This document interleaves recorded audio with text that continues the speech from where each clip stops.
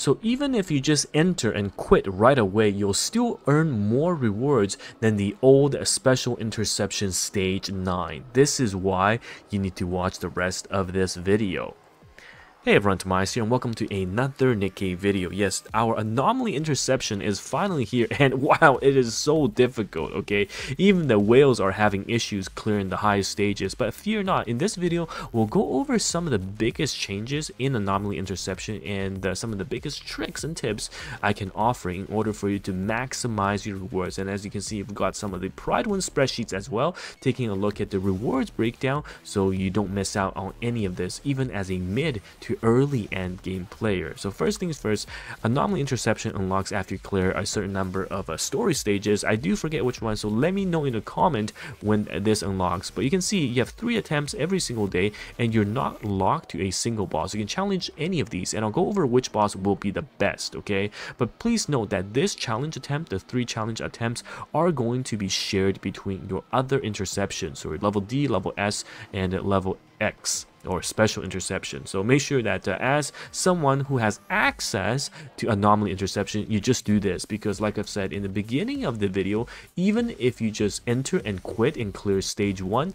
you still get more rewards than clearing the stage 9, which is the full stage for any of the other special interception. Now, taking a look at the table, huge shout out to PrideWin. Check out their website; they've got a loads of NIKKE guides as well. But taking a look at the rewards in terms of special interception 9, you can see the custom modules per clear is about 0.2667, right? And those are the percentages, and it's missing custom locks. Now I'll go over this in greater detail, so don't worry. But looking at the breakdown, we really want to, as an end game player, challenge the Anomaly Interception Kraken stages. You can see even at stage 1, we are almost nearly doubling the amount of rocks we will get, which is absolutely insane. Because if you guys know, okay, when you're fighting against end game gear RNG, what's most difficult is actually going to be getting these right substats or on your overload gear,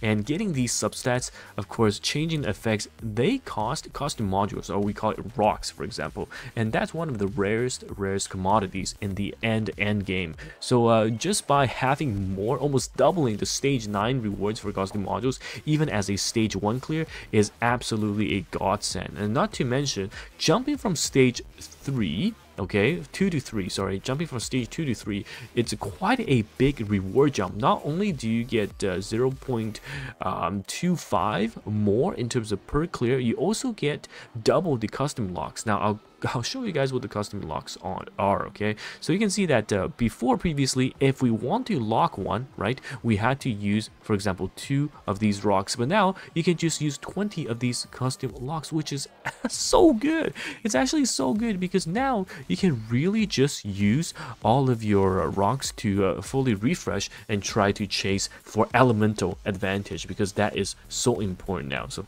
for example, this one we're gonna not keep, but that's not the point. That's not the point. Okay, so going back to the Anomaly, the reason why we do cracking is because the rewards are focused on these rocks, whereas the other ones, okay, if you're a mid-game player, you can see that each of these rewards different pieces, so torso, head, and leg. So if you're looking for a specific, for example, pilgrim gear, pilgrim set of boots, you can farm a specific set of lucky boxes from Harvester. So it allows you to, especially early end game players, to allow you to focus your attempts on these interceptions to maximize your chances getting what you need, the T9 manufacturer gear, and later on getting the custom modules. So it's a very good system if you fully understand how it works. Okay, so Kraken for the rocks for most of us, and then for the other players to transition from mid to end game, if you need T9 manufacturing gears, go for the other specific ones that you can see, because even at low stage 1, you're better off than the stage 9 full clear. So as you climb higher and higher, especially when you jump from 2 to 3, like I said, you get a lot more, okay? You get a lot more. So yeah, overall, I'm very happy with the system. I mean, it's very difficult, mind you, okay? It's very hard, so you definitely need to try things out. aim for stage 3 clear. I think that's my recommendation. If you can do stage 3 clear, that's already very, very nice. And the strongest part is going to be the bonus damage coming out from the various stages. You can see each phase will have the electrical damage increase. So for example, if I'm going to Kraken, you can see that enemy damage against electrical NIKKEs will be buffed, right? That means you really want to not use any electric type, because otherwise Kraken will just touch you and you're gone.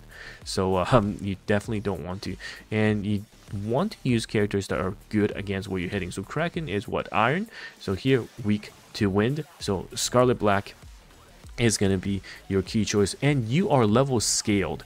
Below level 400, you're not going to be at 400, and above 400, you'll be capped at 400. So try to get to level 400, easier said than done, but at lower levels, you should still be able to clear.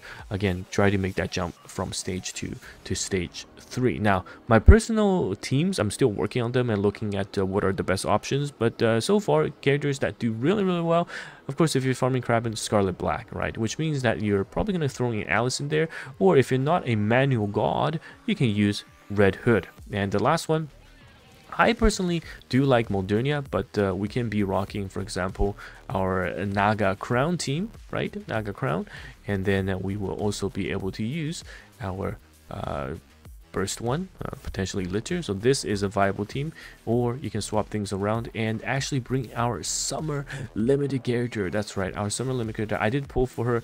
I actually max limit broken her, but she's not invested, but I 100% will now, because she is going to be used against Kraken for sure as the dot damage queen. So overall, yeah, exciting system, and I'm sure we'll see some of the end game team comps being released. This is a lot focused on survival and a lot focused on damage output. It's just a very long grind, and unfortunately, even though Naga Crown is a very, very strong team, I most likely will forego this, put either a Red Hood if I need Red Hood to burst, or put someone like Modernia, alright, because the fact that Naga is electric means that, oh my god, 500% bonus damage, 5 times the damage coming in.